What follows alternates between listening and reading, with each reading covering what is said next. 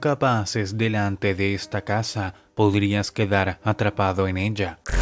Yo era cartero. Usualmente recibía cajas de correo 2 veces por semana y luego tenía que clasificarlas y entregarlas a sus respectivos destinos. Era un trabajo bastante simple y me ayudaba a despejar la cabeza. Un día clasifiqué el correo como lo hacía normalmente y lo llevé a mi vecindario designado. Mientras iba de camino a aquel lugar, agarré mis auriculares y me puse a escuchar música. Al llegar a la primera calle, saqué una lista de direcciones y la observé con atención, pues no quería equivocarme al entregar las cartas. A pesar de hacer esto, tuve muchos problemas para saber cuál era cada hogar, ya que las casas no tenían los números de dirección a la vista. Aún así me las arreglé para entregar cada carta en el lugar correcto. Luego de esto, continué con mi trabajo y entregué el resto del correo del vecindario. Al día siguiente volví a hacer la misma rutina, pues comencé a entregar las cartas en la primera calle de aquel barrio. Cuando llegué a la casa que había designado como la número 22, metí el correo en su buzón. En ese momento vi fugazmente que una figura se había escabullido por detrás de las cortinas de esa casa. A pesar de que me pareció extraño, traté de no pensar demasiado en ello. Sin perder el tiempo comencé a caminar y fui hasta la siguiente calle para continuar con mi trabajo.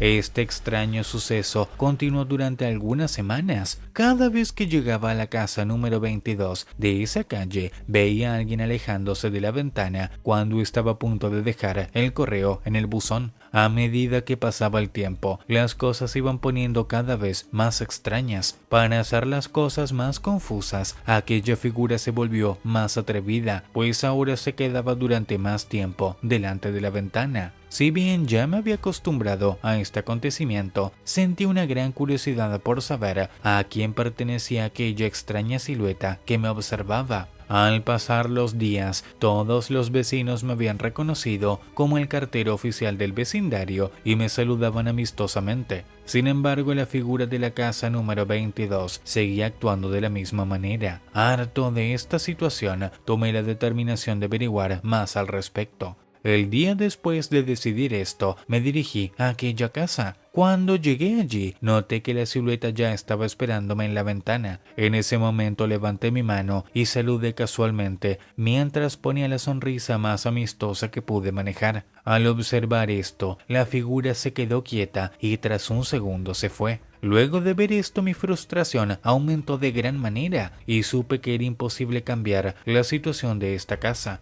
A pesar de esto, contuve mis malos sentimientos para no arruinar la jornada laboral y seguí con mi ruta normal.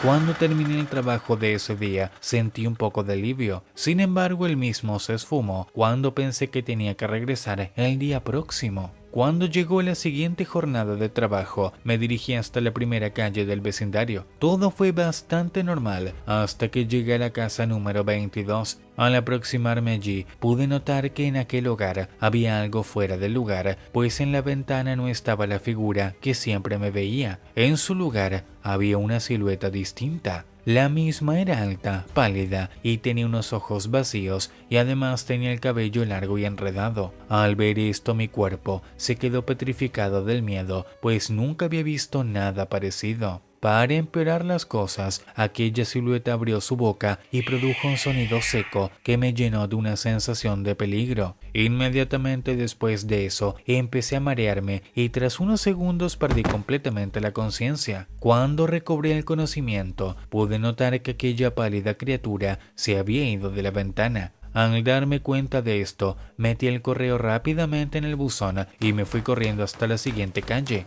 Mientras hacía esto, me pregunté brevemente si lo que había visto era una alucinación. A pesar de estas dudas, mi mente no podía dejar de recordar los vacíos e inexpresivos ojos de aquella silueta.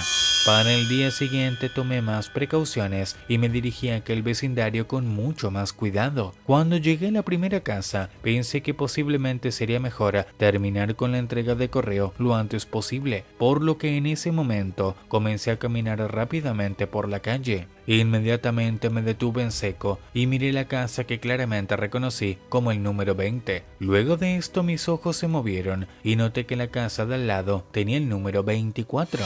En ese momento mi mente quedó absolutamente confundida, pues ya no podía encontrar la ubicación de la casa 22. Al mismo tiempo, un adolescente pasó con su bicicleta y me hizo una pregunta. ¿Está bien, señor? Al escuchar esto, salí ligeramente de mi confusión y le contesté. Estoy bien, chico. Tengo un correo aquí para el número 22. Supongo que no sabes dónde puedo dejarlo, ¿no? Después de decir esto, pude ver algo que me llenó de terror, pues la expresión vibrante del adolescente cambió a una mirada muerta y vacía. El blanco de sus ojos se llenó de negro y sus globos oculares se hundieron visiblemente en su cráneo. Luego de esto, el chico abrió la boca y de ella salió una voz que parecía la del mismo diablo. La casa 22 no existe y pronto tú tampoco. Después de esto no dijo ni una palabra más y se quedó sentado en su bicicleta mirándome mientras yo tropezaba hacia atrás. Pasaron unos segundos antes de que mi instinto de escape se activara. En ese entonces corrí lo más rápido que pude. Sin embargo, cuando mis piernas se agotaron, caí de rodillas en medio de la calle. En ese instante mi visión periférica pudo notar que las cortinas de todas las casas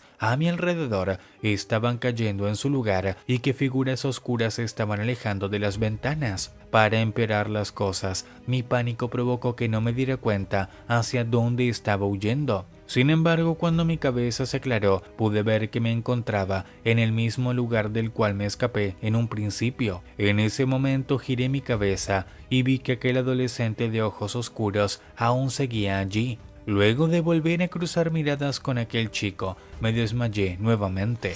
Cuando recuperé la conciencia, noté que estaba detrás de una ventana. Al acercarme a ella pude ver a gente caminando. Inmediatamente reconocí que esa calle era la misma a la que había entregado el correo. Después de ver el césped del jardín de la casa, mi cabeza hizo un clic. En ese momento me di cuenta de que estaba dentro de la casa número 22. Al notar esto, me desesperé y traté de romper la ventana para escapar. Sin embargo, luego de tratar de hacer esto, del otro lado de la ventana apareció aquel chico de ojos oscuros, los cuales me lanzaron una mirada que me hizo entender que me quedaría atrapado por el resto de la eternidad.